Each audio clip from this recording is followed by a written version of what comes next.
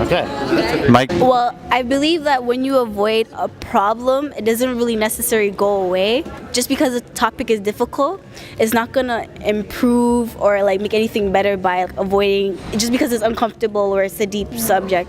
I feel like if you talk about it, you're able to like dig deep into like solve it, you know? Yeah. No, because like you know how we learned here today is like if someone's giving their side of the story, some other people might relate to it, right? So talking about certain things and certain problems that go around the school and like talking about maybe 13 reasons why, some people might be going through the same things that people are going through, right? So it's helpful to always discuss, always talk about it. Like never keep it silent because you never know what the person beside you is going through, right? Not that I can speak for all teachers. If we look at simple solutions or black and white responses like silencing, it ends a conversation instead of opening it up. So if we explore the complexity of an issue and look at it from a sort of multifaceted way, much like the creative art that was explored here today, we can open up a conversation and create a lot more thought around complex topics. Today we were told that using art is a really good way to express your feelings in that type of way. So when you say the next step, I think that's one of the ways that you can do it. You can also talk to someone like professionally. That's what they also said today. So yeah, there's many ways to move forward from step one. I think keep talking, right? Okay.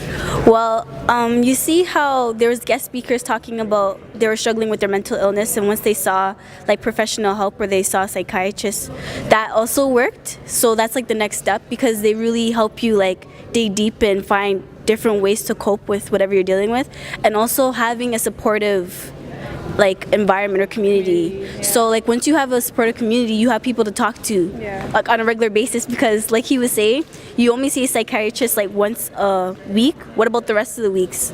So like a next step would be like find like a group you're comfortable with to talk about it.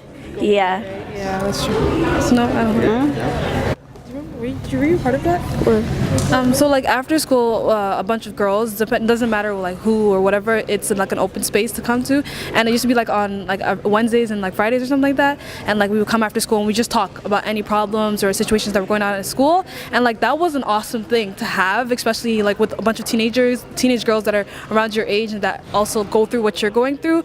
But like it has to be consistent, because sometimes these things stop and sometimes teachers get busy and like then like the conversation ends, and that's like where it needs to keep going because we're finally getting comfortable around each other.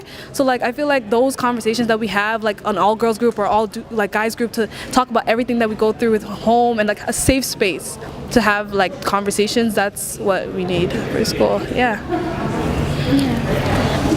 Meditation is good. Yeah, I like meditating, like especially colors, because when you color, you kind of zone out and you kind of like have that space to just put everything aside and just, you know, put your mind to creativity to color. So I think meditating with color would be good. Yeah. So when I think about an event like this and the power of an event like this and the ability for something like this to engage a group of people this large, I think it's incredibly impressive. However, I also think that the whole idea about mental health being something that's ubiquitous and widespread through our whole society is still in its infancy.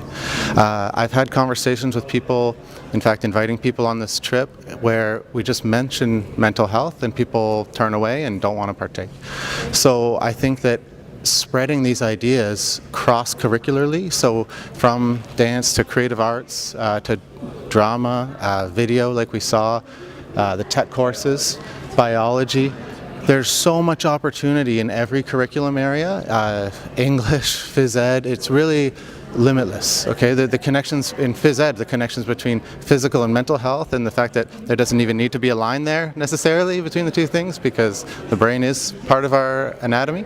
I think that we can continue to grow and develop in all areas, and the more that those barriers come down, the more on side more people are, the better things will become. And sadly, one day I think this event space is not going to be big enough to hold the people that we need.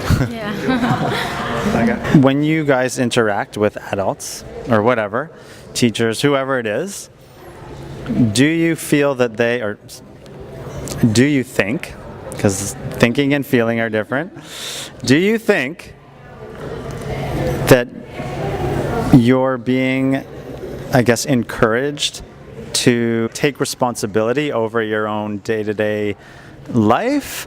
Or is it more like you need to do this because of this?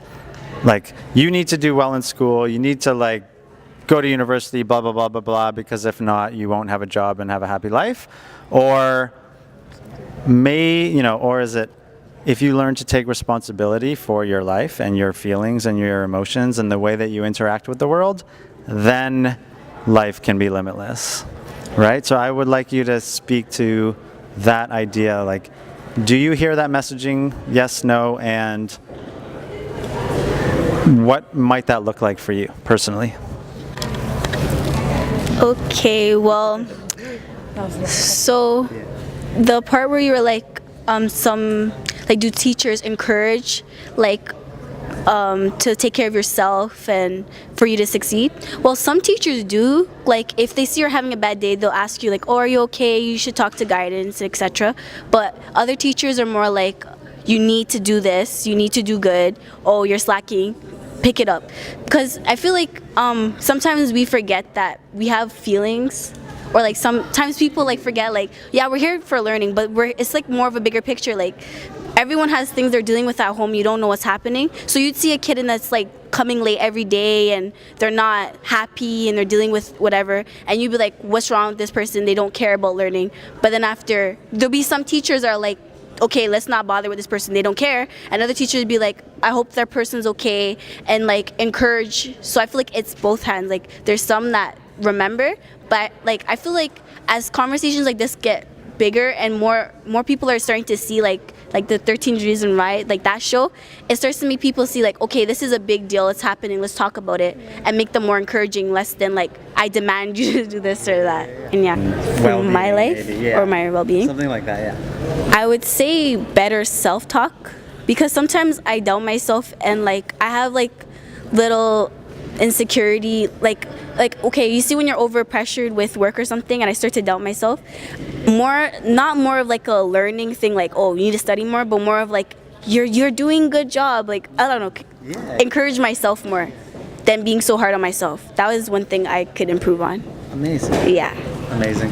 Okay. So for, you said the adults in our life, like that might be like saying you need to do this in order to get here, and you need to get good grades in order to be successful in life. I feel like that's more like my parents. So like they say you go to school for your books and you come home straight after. Like, you don't need to socialize, we don't need to stay after school, hang with friends and whatever, and you don't need to be talking to people. You go to school for your books and you come home. You go to school, come home, right?